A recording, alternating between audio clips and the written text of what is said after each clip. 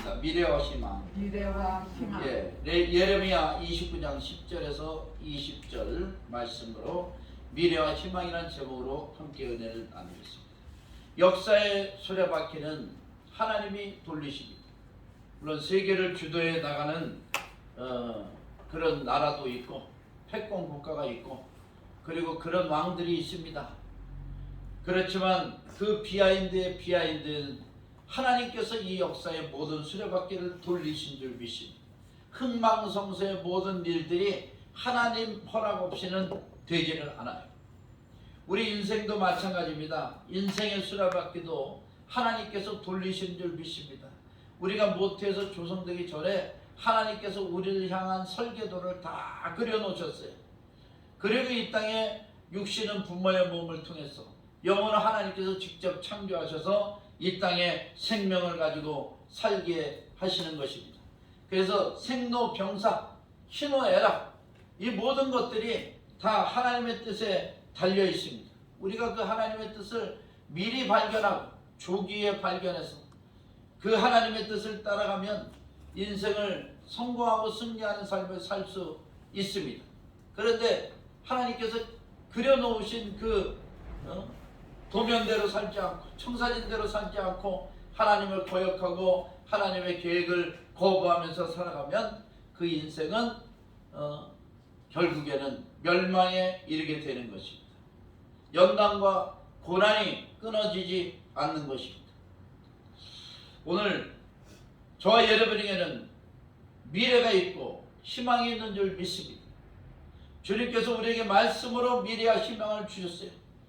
29장 11절에 보니까 야훼의 말씀이니라 너희를 향한 나의 생각을 내가 하나니 평안이요 재앙이 아니라 너희에게 미래와 희망을 주는 것이니라. 할렐루야. 우리가 왜 현재를 열심히 살아갑니까? 우리 현재 왜 열심히 신앙생활을 해봐요? 왜 열심히 성실히 일을 합니까? 우리에게 미래가 좀 더 나은 미래가 보장될까 해서 우리의 꿈과 희망을 이룰까 우리가 열심히 신앙생활하고 열심히 사는 것 아니겠습니까? 하나님께서 우리에게 반드시 미래와 희망의 모든 꿈을 이루어 주실 줄 믿습니다. 그걸 믿고 달려가야 돼요. 자, 첫 번째 예레미야는 어떤 선지자인가? 예레미야의 예언에 대해서 말씀드리겠습니다. 이스라엘 민족은 하나님께 범죄함으로 바벨론의 포로로 잡혀가게 됩니다. 북이스라엘은 786년 아수르의 멸망을 722년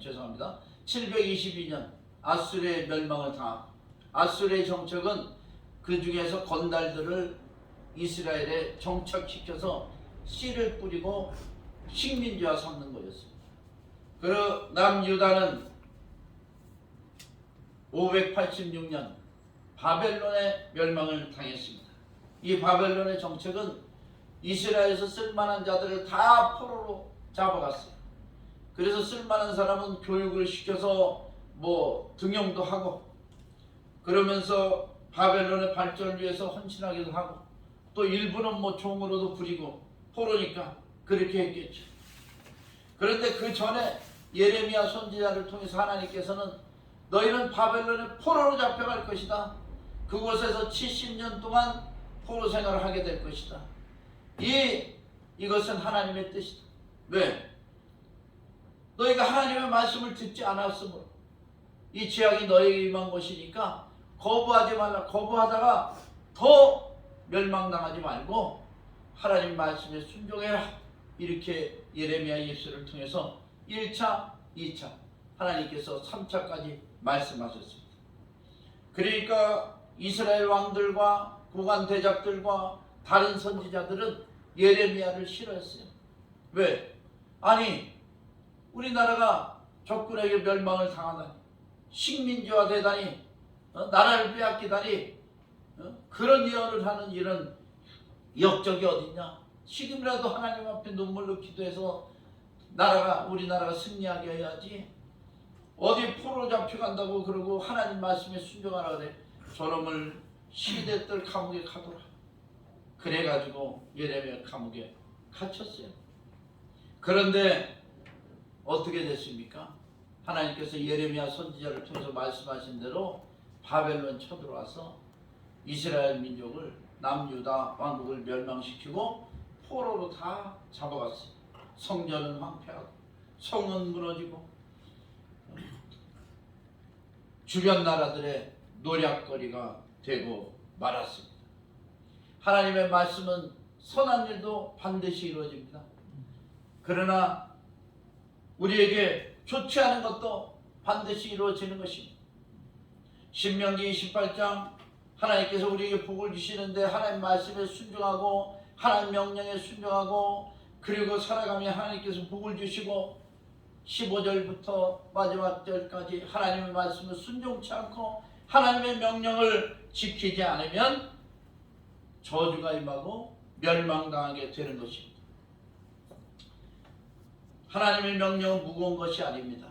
우리가 가만히 보면 하나님께서 우리에게 다 좋은 것만 하게 하시고 유익한 것만 하게 하십니다. 하나도 우리가 정말 견딜 수 없도록 그렇게 순종할 수 없는 일을 하나님께서 시키질 않아요. 몇몇 믿음의 선진들은 그런 시험과 환난을 통해서 하나님께 합격을 받고 그 믿음을 우리가 유산으로 물려받고 축복도 물려받은 것입니다. 여러분의 가정에도 누군가가 기도의 어머니가 돼서 기도의 아버지가 돼서 하나님의 그 엄청난 시험을 합격했기에 이렇게 주님을 섬기며 믿음의 가정으로 승리해 나가게 되는 줄 믿습니다. 목사님, 우리는 그런 사람이 없어요. 제가 처음 믿습니다. 그러면 바로 당신이 그런 믿음의 선진이 되어야 할 것입니다. 아브라함 같은 복을 하나님께서 주실 줄 믿습니다. 할렐루야. 그러면 이 재앙이 어떻게 해서 왔냐? 재앙의 이유 예레미야 29장 18절에서 19절 재앙의 이유가 나옵니다. 함께 보겠습니다. 내가 여호와의 말씀이니라 너희들이 내 말을 듣지 않았기 때문이라. 19절 18절 내가 칼과 기인과 전염병으로 그들을 뒤따르게 하며 그들을 세계 여러 나라 가운데에 흩어 학대를 당하게 할 것이며 내가 그들을 쫓아낸 나라들 가운데서 저주와 경악과 조소와 수모의 대상이 되게 하리라. 야훼의 말씀이니라 너희들이 내 말을 듣지 않았기 때문이니라. 내가 내 종 선지자들을 너희에게 꾸준히 보냈으나 너희는 그들의 말을 듣지 않았느니라. 야훼의 말씀이니라. 아멘. 사랑하는 성도 여러분, 예수님을 열심히 잘 믿는 분들, 또 열심히 잘 믿다가 무슨 일로 인해서 방학이나 실족을 하고 계신 분들, 또 예수 믿기를 거부하는 분들, 주의 일꾼들이 와서 문을 두드리면서 예수 믿으라 권하면 순순히 나오시기 바랍니다. 믿고 안 믿고는 당신의 자유가 아니에요. 믿으면 구원, 믿지 않으면 멸망입니다. 하나님은 멸망치 않게 하시기 위해서 지금도 주의 종들 선지자들을 보내서 문을 두드리고 복음을 외치게 하시는 것입니다.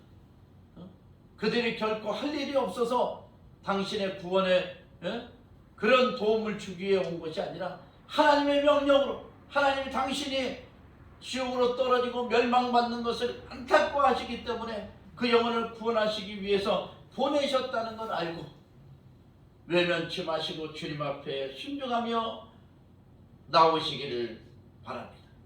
자, 재앙의 이유, 너희들이 내 말을 듣지 않았다. 하나님의 말씀을 듣지 않았어요. 그럼 어떻게 되겠어요? 하나님께서 보호의 손을 딱 멈추십니다. 그럼 원수마귀가 와서 데리고 가요. 하나님, 얘는 하나님 말씀 거부했습니다. 제 자녀입니다. 마귀가.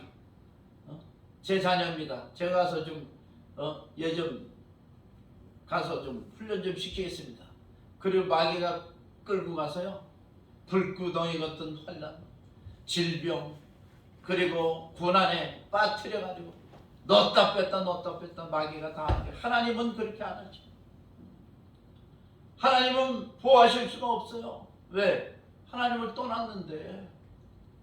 요한복음 1장 12절에 보니까 영접하는 자, 그 이름을 믿는 자들이 하나님의 자녀가 되는 권세를 주셨으니 이는 혈통으로나 육정으로나 사람의 뜻으로 난 것이 아니라 하나님의 뜻대로 난 자들입니다.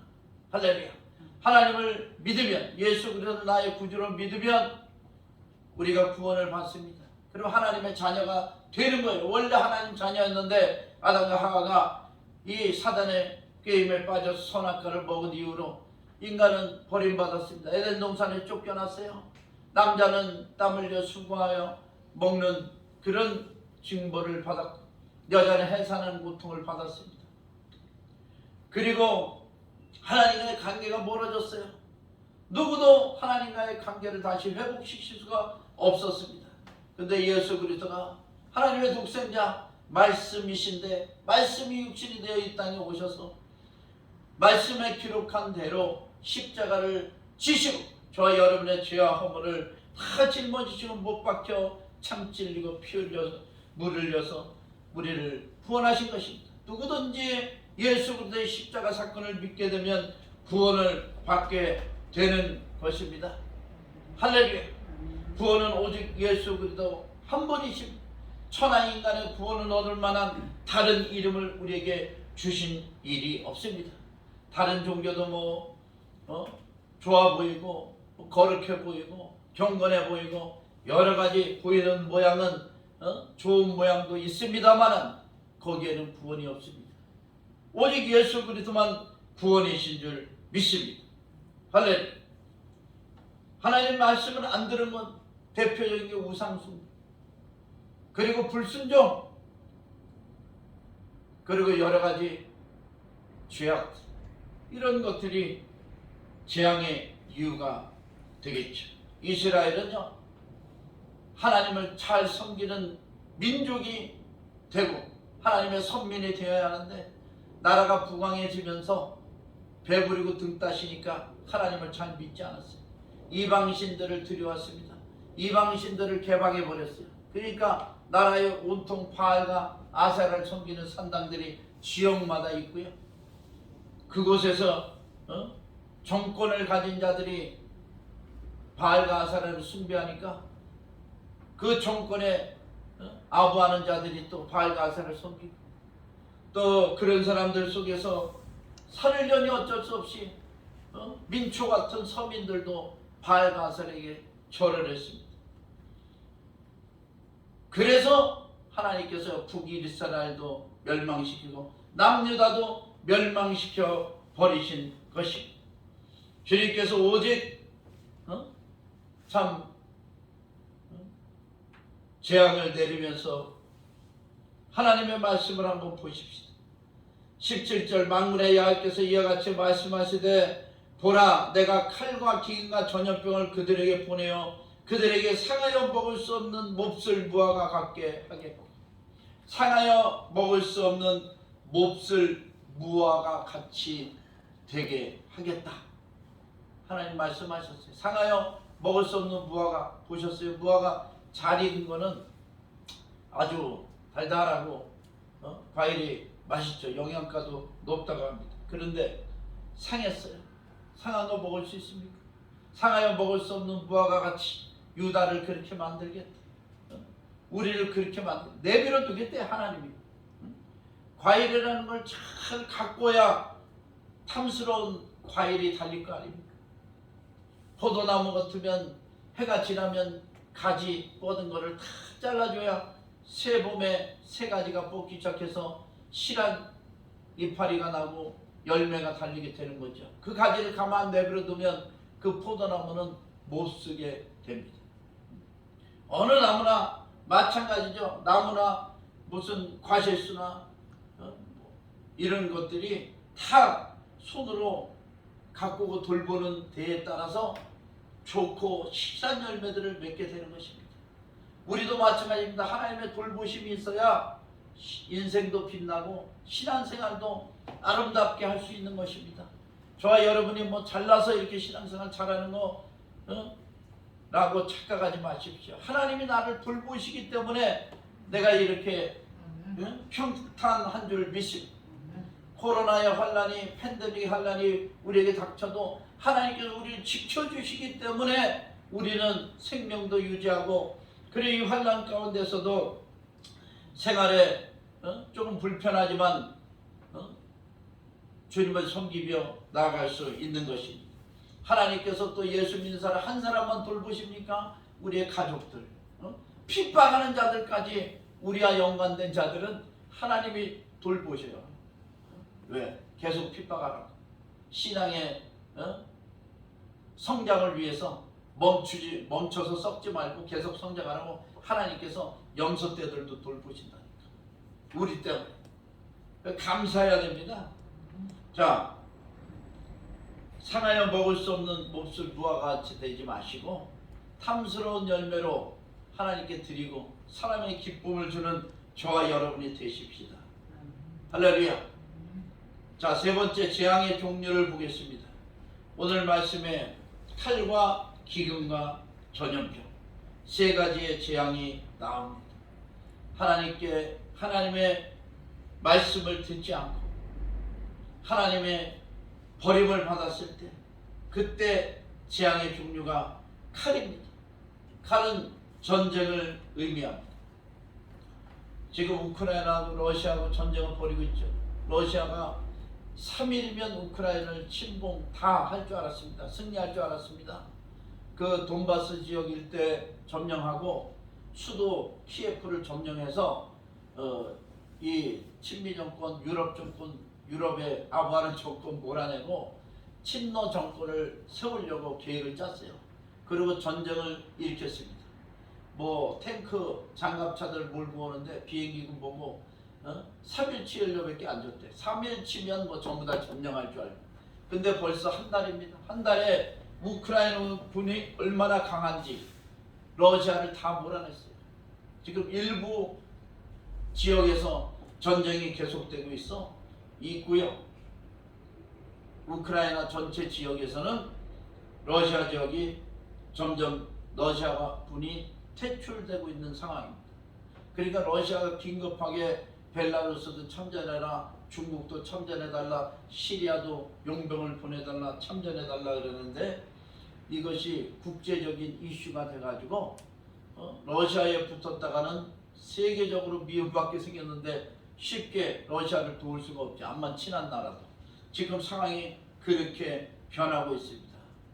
그런데 이것을 우크라이나와 러시아의 전쟁으로만 볼 게 아니라 저와 여러분이 하나님 앞에 하나님 말씀을 순종하지 않은 것이 있나, 우리 대한민국은 하나님을 잘 섬기고 있나, 이것을 살펴봐야 됩니다. 개인적으로, 교회적으로, 또 국가적으로 우리가 하나님을 잘 섬기지 않는다면 이스라엘 남유다가 당한 재난을 우리도 당하지 말라는 법이 없어요. 일제강점기도 당했지 않습니까?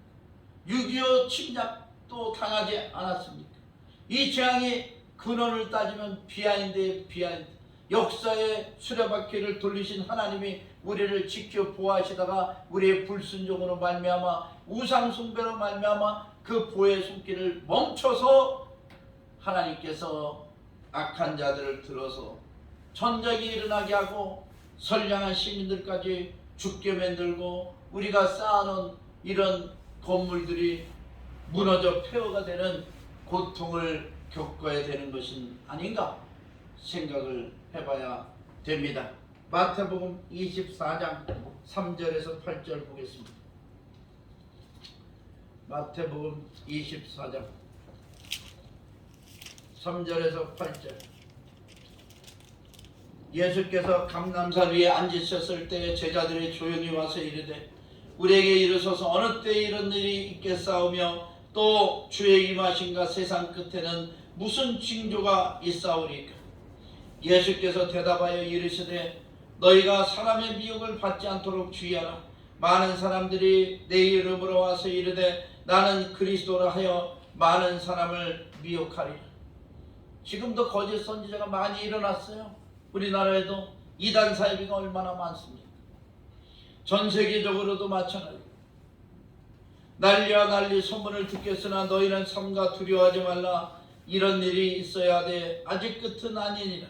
민족이 민족을, 나라가 나라를 대적하여 일어나겠고 곳곳에 기근과 지진이 있으리니 이 모든 것은 재난의 시작이니라.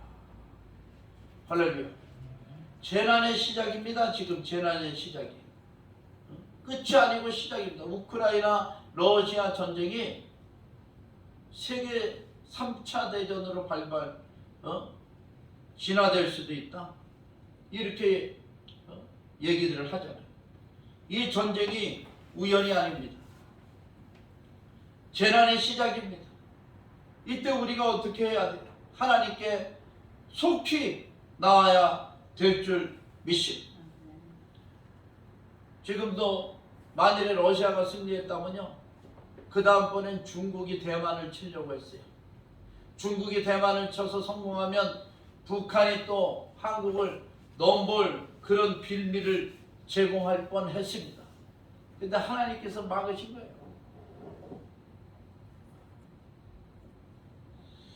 자, 그 다음에 재앙의 종류 기근입니다.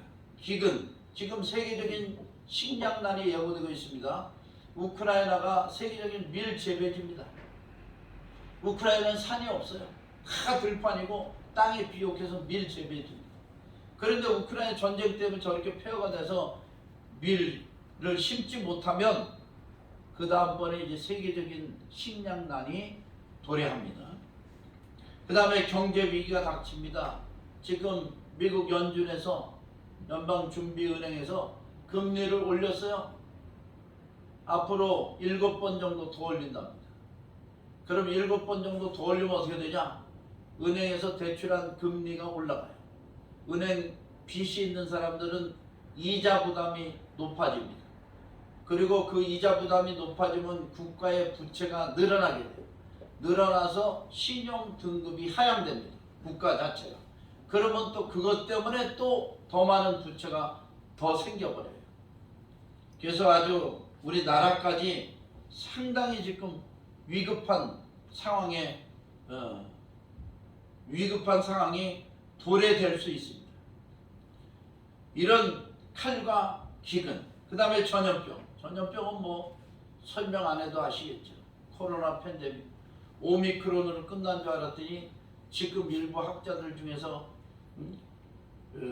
또 오미크론과 다른 변이 형태가 연말에, 겨울에 생길 수도 있다. 이렇게 지금 떠들고 있어요. 막 그 입을 갖다가 그냥 테이프를 붙이든지 떠들지 못하게 하고 싶은데 실제로 그런 위험들을 도처에서 이야기합니다. 악한 놈들도 얘기하고 그리고 선한 과학자들, 의사들도 얘기하고 지금 있습니다. 어떻게 될지 모르겠어요. 주님은 아시겠죠. 우리는 전쟁이 났다 그래서 우리가 할 일이 있습니다. 기근이 났다 그래서 우리가 뭐 할 거예요? 텃밭에다 지금 뭐 밀을 심을 거예요? 쌀을 심을 거예요? 또 전염병이 돈다 그래서 우리가 뭐 백신을 만들 겁니까? 그저 주님 앞에 기도하고 주님께서 우리를 보호해 주시기를 우리가 기도하고 주님의 보호를 받는 것이, 그것이 가장 소중한 것인 줄 믿습니다. 재난의 시작입니다. 누가복음 21장 10절 9절 보겠습니다. 누가복음 21장 10절에서 19절. 또 이르시되 민족이 민족을, 나라가 나라를 대적하여 일어나겠고 곳곳에 큰 지진과 기근과 전염병이 있겠고 또 무서운 일과 하늘로부터 큰 징조들이 있으리라. 이 모든 일 전에 내 이름으로 말미암아 너희에게 손을 대어 박해하며 회당가옥에 넘겨주며 임금들과 집권자들 앞에 끌어가려며 이 일이 도리어 너희에게 증거가 되리라. 그러므로 너희는 변명할 것을 미리 궁리하지 않도록 명심하라. 내가 너희의 모든 대적이 능히 대항하거나 변박할 수 없는 구병과 지혜를 너희에게 주리라.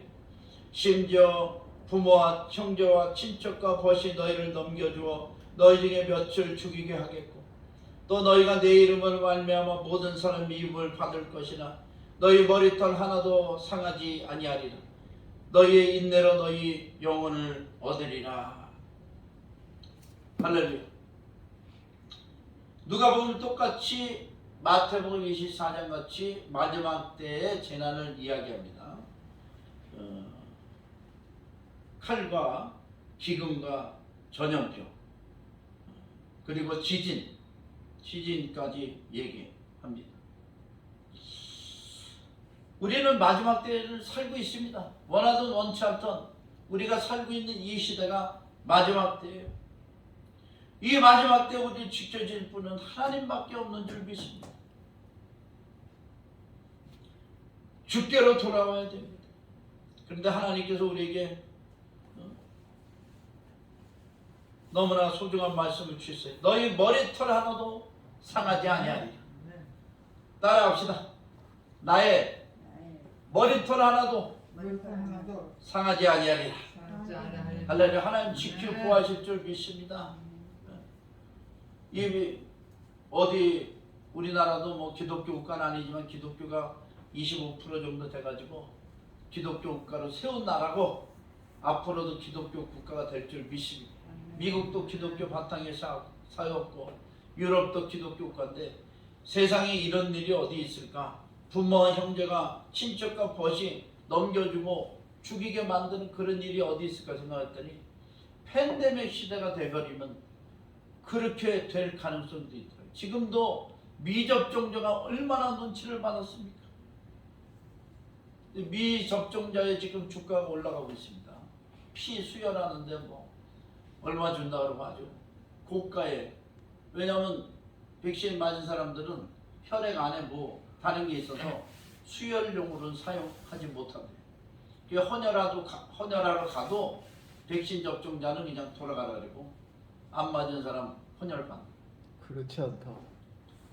그렇지 않습니까? 네. 뭐 그렇다는 얘기도 있고 안 제 그렇다는 친구- 얘기도 있는데 아무튼 좋습니다. 하여튼 다 받아서 또 걸러내겠죠.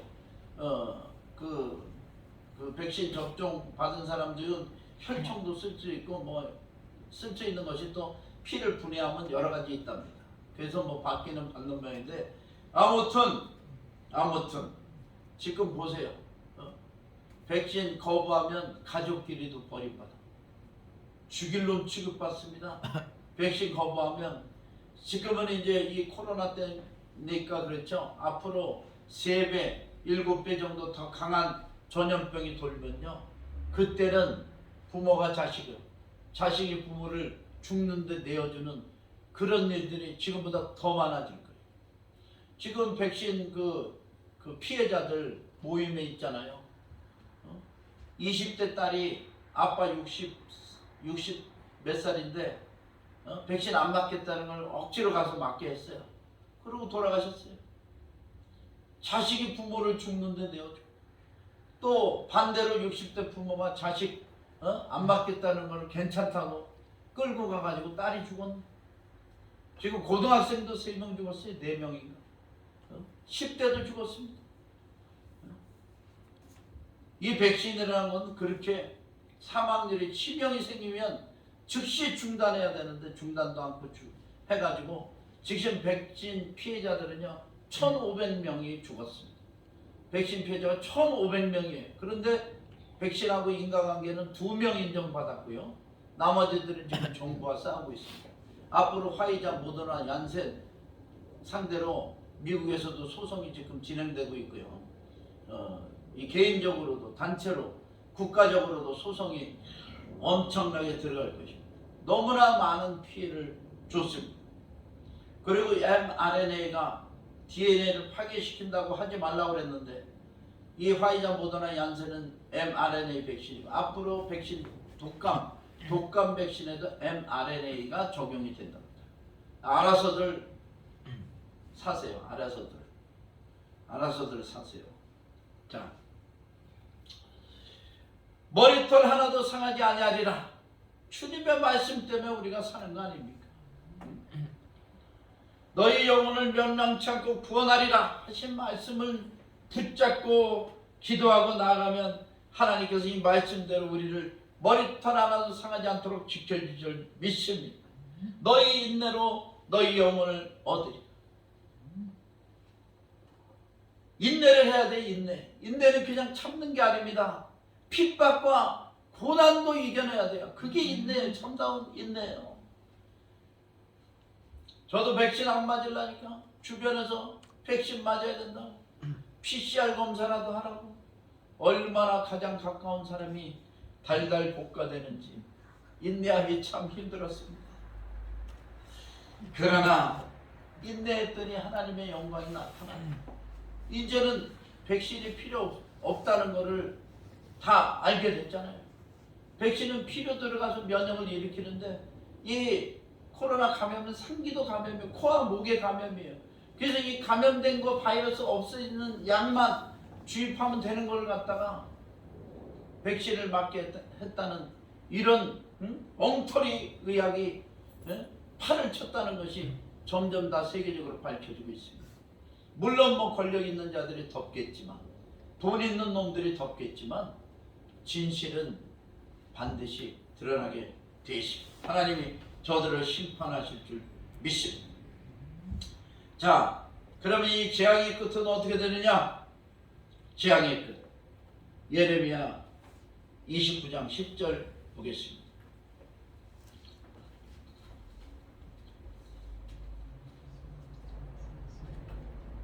야훼께서 이같이 말씀하시니라.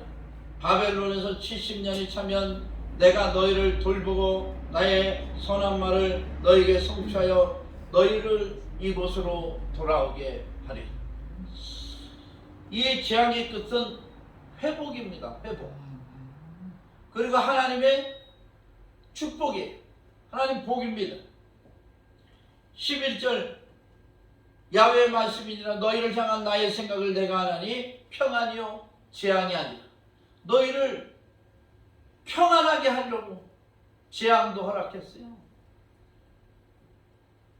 왜? 그대로 우상을 섬기고 그랬다가는 나라 전체가 우상에 휩쓸려서 영원히 잃은 육체밖에 남지 않기 때문에 하나님은 그 영혼을 구원하시기 위해서 재앙을 일으켜서라도 하나님 앞에 돌아오게 하신 것입니다. 재앙을 일으킨 건 아니고 재앙을 보고 계셨죠. 하나님도 가슴 아프지만 사랑하는 아들 딸들이 고난받고 재앙에 죽어가는 것이 안타깝지만 저들이 나를 떠났기 때문에 그걸 깨닫게 하기 위해서 하나님은 보호의 손길을 멈추시고 원수마귀는 해잡아 가지만 마침내는 하나님은 회복의 준비를 하고 복을 내는 하나님이 준비를 하신 줄 믿습니다. 재앙이 아니라 평안이라 너에게 미래와 소망을 주는 것입니다. 우리가 미래를 바라봅시다. 희망을 가집시다. 우리의 미래는 뭐예요? 예수 그리스도인 줄 믿습니다. 우리의 희망은 전쟁의 폐허가 된 그런 우크라이나 속에서도 희망의 찬양을 부르는 자들이 있어요. 방공호 속에 숨어가지고 찬양을 부르는데 야 정말 눈물 나고 희망을 가지 어디서 찾을 수 있습니까? 바로 예수 그리스도가 우리의 희망인 줄 믿습니다. 이 세상에 예수 그리스도가 피를 찬 사람 한 사람도 없습니다. 잘 나가든지 못 나가든지 질병에 걸린 사람 예수 그리스도를 믿으면 치료됩니다. 가난한 자 예수 그리스도를 믿으면 저주가 다 떠나가고 하나님께서 부여의 복을 주실 줄 믿습니다. 또 부여를 원하지 않으면 먹고 사는 데는 지장 없게끔 하나님께서 만드실 줄 믿습니다. 우리의 미래는 바로 예수 그리스도입니다. 이 땅에서 영혼이 잘된 같이 범사가 잘되고 강건한 복을 주시는 거예요. 얼마나 좋습니까? 영혼이 잘되고 범사가 다 형통하고 육체도 영혼도 건강한 삶을 사는 게 얼마나 놀라운 하나님의 축복입니다. 그리고 선한 일을 하고 남을 살리고 돕고 좋은 일을 하다가 주님이 부르시는 그날에 이 땅의 모든 삶을 내려놓고 돈 모은 거 있으면 빨리빨리 쓰세요. 쓰는 것만 내 겁니다. 좋은 집, 좋은 차, 통장에 잔고 다 넣고 가야 됩니다. 장롱 속에 다이아 반지, 금 반지, 금 목걸이, 금 팔찌 다 놓고 가야 돼요. 빨리빨리 쓰세요. 선한 일에 쓰세요. 선교하는 데 쓰시고 하나님 나라 확장하는 데 쓰십시오.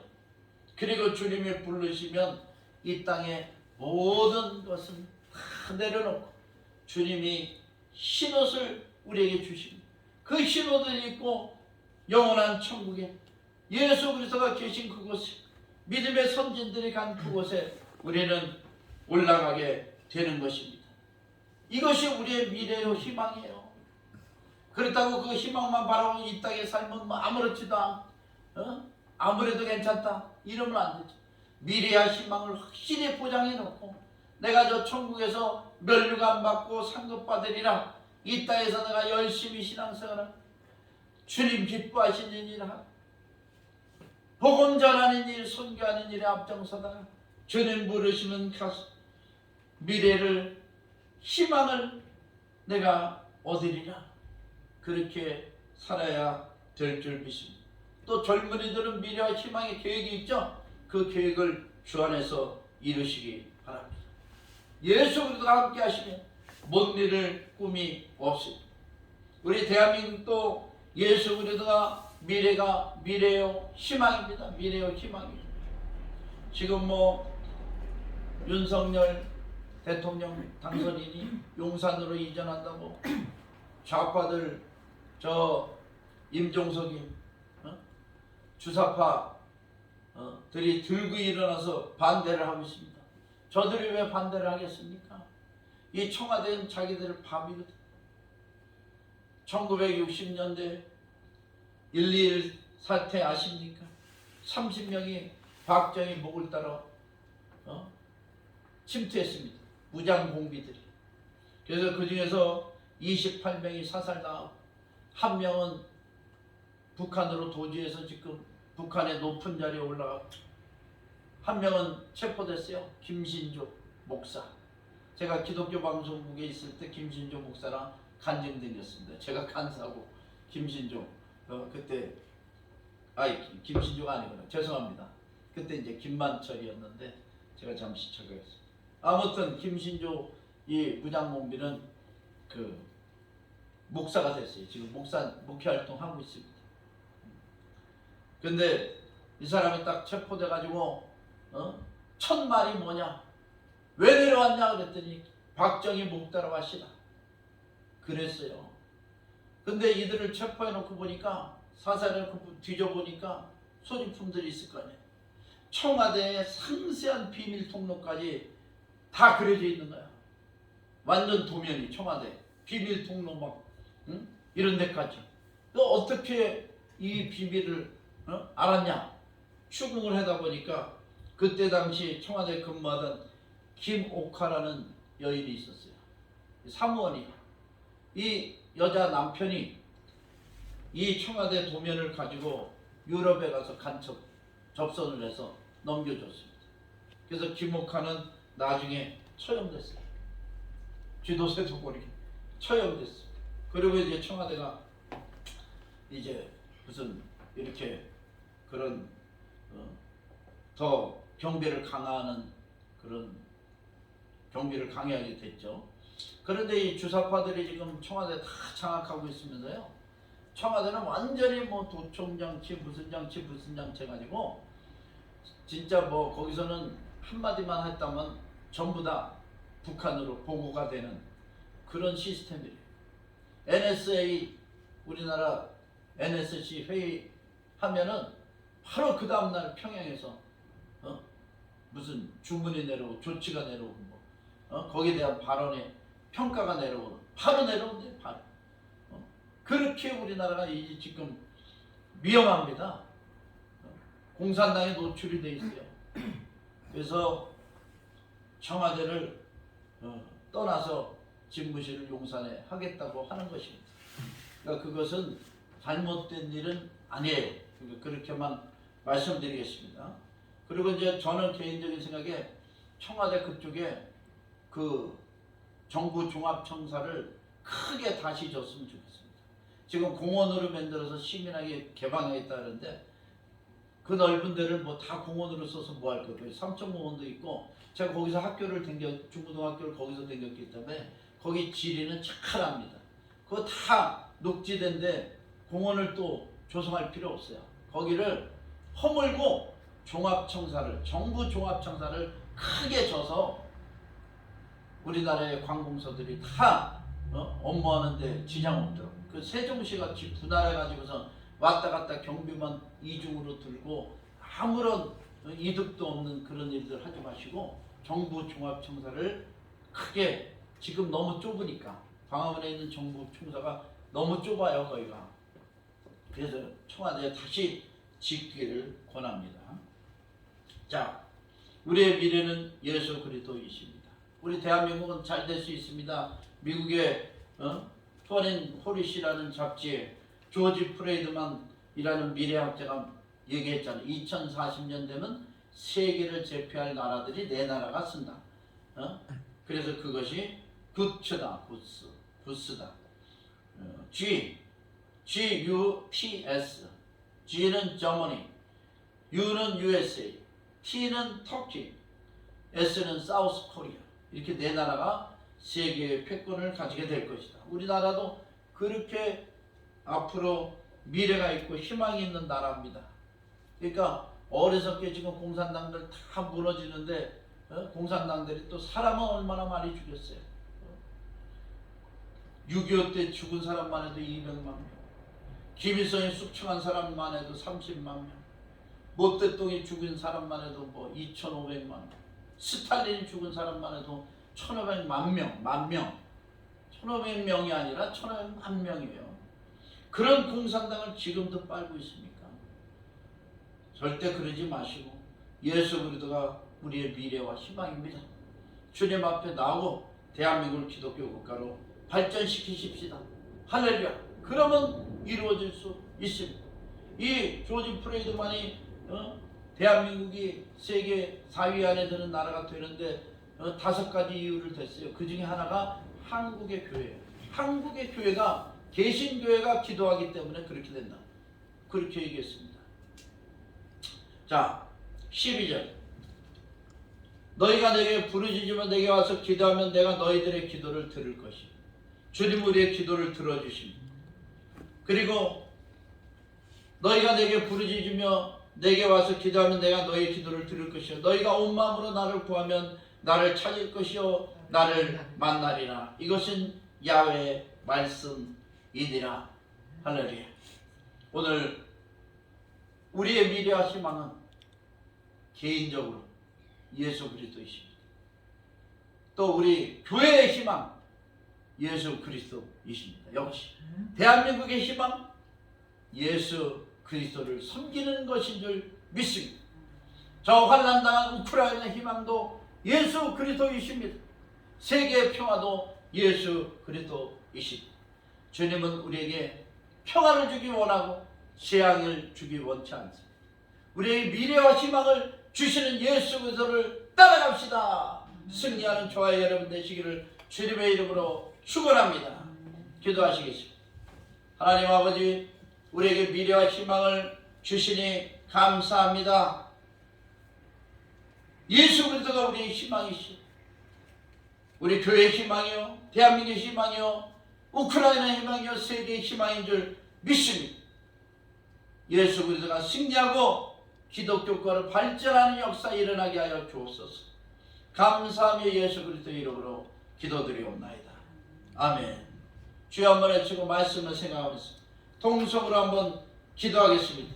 예수 그리스도를 나의 희망으로 삼읍시다.